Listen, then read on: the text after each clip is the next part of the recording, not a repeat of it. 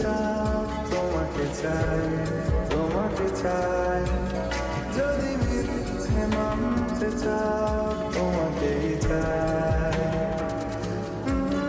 যদি সত্যি জানতে চাও তোমাকে চাই, তোমাকে চাই। যদি মিথ্যে মানতে চাও।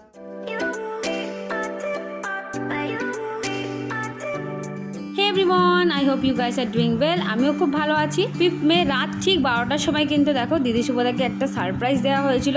নিয়ে আসা হয়েছিল একটা কেক, আর এখানে আমরা একটা কেক কাটিং দিয়ে সেলিব্রেশন স্টার্ট করলাম। আর কিসের সেলিব্রেশন সেটা তো তোমরা নিশ্চয়ই থাম্বনেল আর ক্যাপশন থেকে এতক্ষণে বুঝতে পেরে গেছো।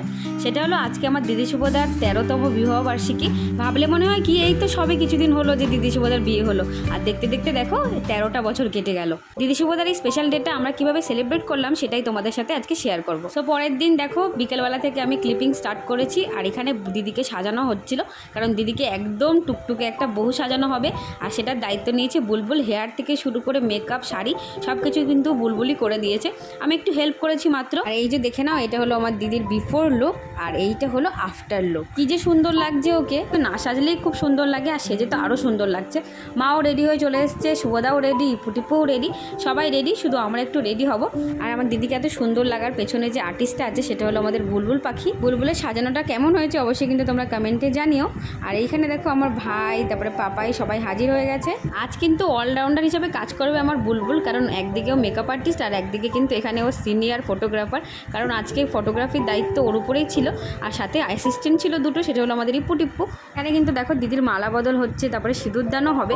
আমরা সব কিছু প্ল্যান করে রেখেছি যে সব কিছুর পিকচার আবার ক্লিক করে রাখবো, কারণ ওর যখন বিয়ে হয়েছিল তখন কিন্তু পিকচার কোয়ালিটি এত অ্যাডভান্স ছিল না।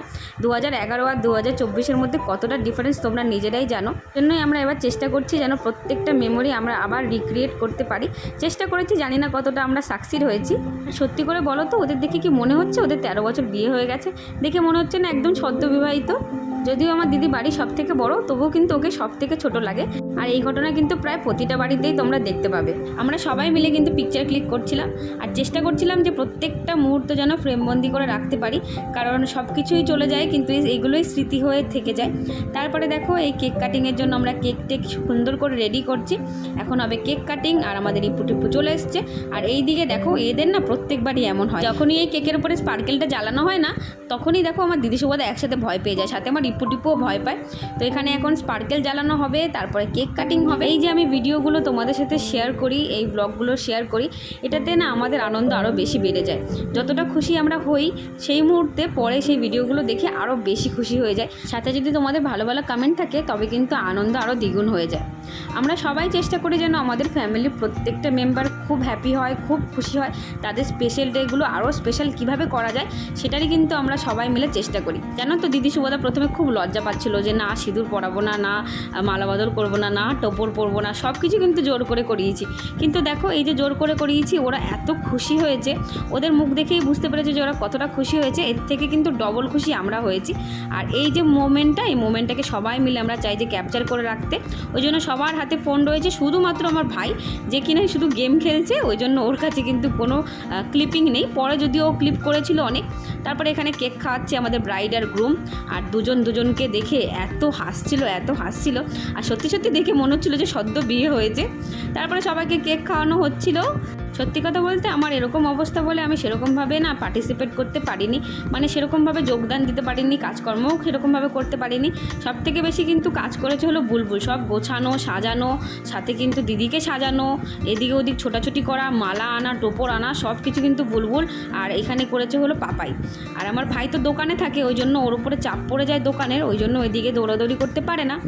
সাথে দেখো আমার বাবা সব জায়গায় দেখো ক্যামেরা নিয়ে ছোটাছুটি করছে যে না আমিও তুলে রাখবো। আর ওইদিকে বুলবুলের এত খাটাখাটনি করে পায়ে ব্যথা শুরু হয়ে গেছে, মাথা যন্ত্রণা শুরু হয়ে গেছে, মানে যত রকমের আর কি ব্যথা বেদনা শুরু হয়ে গেছে, কারণ ও প্রচণ্ড খাটাখাটনি করেছে। আর আমাদের বুলবুল জানো তো প্রত্যেকটা জিনিস একদম পারফেক্টভাবে করার চেষ্টা করে, না এইটার সাথে এইটা মানাবে, না এটা কর, এটার পরে এটা পোজ দে। আর এখানে দেখো আমি টোপরটা পরে একটুখানি পোজ দিচ্ছিলাম, সাথে আমার টিপ্পু একটু টোপরটা পরে নিল। তারপরে তো সবার সাথে ছবি আরও তোলা হলো, আর যেটা হলো স্পেশাল সেটা হলো গিফট। গিফট। দিদি কিন্তু আগের দিন আমাদের সবার সাথে গিয়ে শুভদার জন্য এই চেনটা কিনে নিয়ে এসেছিলো, যেটা কিনা শুভদা জানে না। এখানে শুভদা পুরো শকড হয়ে গেছে, শুভদার কাছে আনএক্সপেক্টেড, মানে শুভদা ভাবতে পারেনি যে দিদিকে এই চেনটা কিনে নিয়ে আসবে। শুভদা তো বাড়ি ছিল না, শুভদা ছিল হলো অনির বিয়েতে, ওই জন্য শুভদা মানে কল্পনাই করতে পারেনি যে দিদি এরকম কোনো একটা প্ল্যান করে রেখেছে। যদিও ইচ্ছে ছিল আগের দিন দেওয়ার, বাট আমরা বললাম না, যখন হবে এই পুরো সেলিব্রেশনটা তখনই তুই দিবি। তো এখানে পুরো শুভদা একদম স্পেল বাউন্ড হয়ে গেছে, কোনো কথাই বেরোচ্ছিল না, শুধু বলছিল কবে কিনলে, কী হলো, আর দিদি কিচ্ছু বলছে না, শুধু মিটির মিটির হাসছে। তো এই হলো দিদি শুভদার অ্যানিভার্সারির গিফট। তারপরে যেটা আমাদের মেন উদ্দেশ্য সেটা হলো ফটোশ্যুট। সেই ফটোশ্যুটে আবার মনোযোগ দেওয়া হলো, কিছু কিছু ভিডিও করেছি। আর বেসিক্যালি না আমাদের একটু ভুল হয়ে গেছে, আমি ভেবেছিলাম দিদির কিছু রিলস বানিয়ে রাখবো, কিন্তু এত তাড়াহুড়োতে কোনো রকম কোনো রিলসই বানানো হয়নি, মানে এটা একটা দুঃখ রয়ে গেল, রিলস আর বানানো হলো না। তারপরে আমরা সবাই দেখো এখানে ছবি টবি তুলছিলাম, আর আমাদের দুই ক্যামেরাম্যান ও সবসময় ক্যামেরা নিয়ে হাজির, কখনো ওর মা বাবার ছবি তুলবে, আর সাথে বুলবুল তো বলেই দিচ্ছে যে না এরকমভাবে তোল ওরকমভাবে তোল। তারপরে অনেক ছবি তুলেছি, প্রায় আমরা গ্যালারি ফুল করে ফেলেছি ছবি তুলতে তুলতে। তারপরে কিন্তু একটু ডান্স করলাম আমরা সবাই মিলে, আর এই ডান্সের সময় দেখো বুলবুল এখানে দিল হলো দিদি শুভদাকে গিফট। আমাদের গিফটটা কিন্তু ডিউ ছিল, সেটা তোমাদের পরে শেয়ার করবো যে কী গিফট দিয়েছি। আর এখানে শুভদা লুঙ্গি ডান্স করছে, তারপরে একটা রোম্যান্টিক সং চালানো হয়েছে, যেই সংটা শুনে একদম দুজনে রোম্যান্টিক হয়ে গেছে, যার কারণে দেখো দুজনে এরকম একদম তুম হি হো এরকম টাইপের একটা গান গাচ্ছে আর দুজনে নাচানাচি করছে। আর ব্যাকগ্রাউন্ডে যে কী গান চলছিল সেটা আমার এখন মনে পড়ছে না, যাই হোক। তো এখানে দেখো ডান্স হচ্ছে দুজনের, খুব রোম্যান্টিক কাপল ডান্স, তোমরা একটু এনজয় করো। तेरी बातें हम मुस्कुराने लगे, तू ही अखियों की ठंडक, तू ही दिल की है दस्तक, और कुछ ना जानू मैं, बस इतना ही जानू चन्ना वे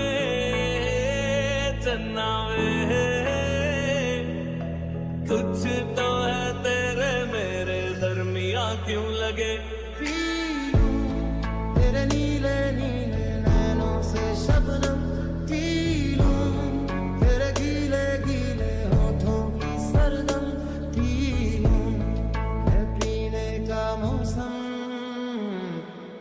धड़कन ये कहती है दिल तेरे बिन धड़के ना, एक तू ही यार मेरा, मुझको क्या दुनिया से लेना। धड़कन ये कहती है दिल तेरे बिन धड़के ना, एक तू ही यार मेरा, मुझको क्या दुनिया से लेना। দেখো বেসিক্যালি এই ক্লিপটা কিন্তু পরে তোলা, বাট আমি যখন এডিটিং করছিলাম ভাবলাম এর সাথেই তোমাদের দিয়ে দিই। এই ছবিটা আমরা তুলেছিলাম হলো সেদিনকে, যেদিনকে ওয়েডিং অ্যানিভার্সারি সেলিব্রেশন হয়েছিল। আর পরে দেখো পাপাই ওটা বাঁধাতে দিয়েছিল ফ্রেমিং করাতে, সেই ফ্রেমিংটা এসছে। এটাই ছিল আমাদের তরফ থেকে দিদি শুভদার গিফট। আর দেখো এই ছিল ছবিটা যে কি সুন্দর লাগছে, কাছ থেকে না দেখলে তোমরা বুঝতে পারবে না, খুব সুন্দর লাগছে দুজনকে এই ছবিটাতে। আর ছবিটা কিন্তু আমিই পছন্দ করে দিয়েছিলাম, এটাই এনলার্জ করে আনবে, পাপাইকে বলেছিলাম, ও ওটাই এনলার্জ করে এনেছে, কিন্তু ফ্রেমিংটা আমার কাছে নিউ, যে ফ্রেমটা কিন্তু ওই পছন্দ করে এনেছে। তোমাদের কেমন লেগেছে গিফটটা অবশ্যই কমেন্টে জানিও। আর এইখানে দেখো আমাদের ছিল হলো রাতের ডিনার, যেটা কিনা দিদি শুভদার ট্রিট ছিল। আর ডিনারে ছিল হলো মিক্সড ফ্রাইড রাইস, সাথে ছিল হলো শেজওয়ান চিকেন, আর ছিল হলো মাঞ্চুরিয়ান। তো এই ছিল আমাদের ব্লগ, কেমন লেগেছে অবশ্যই কিন্তু তোমরা কমেন্টে জানিও। টাটা।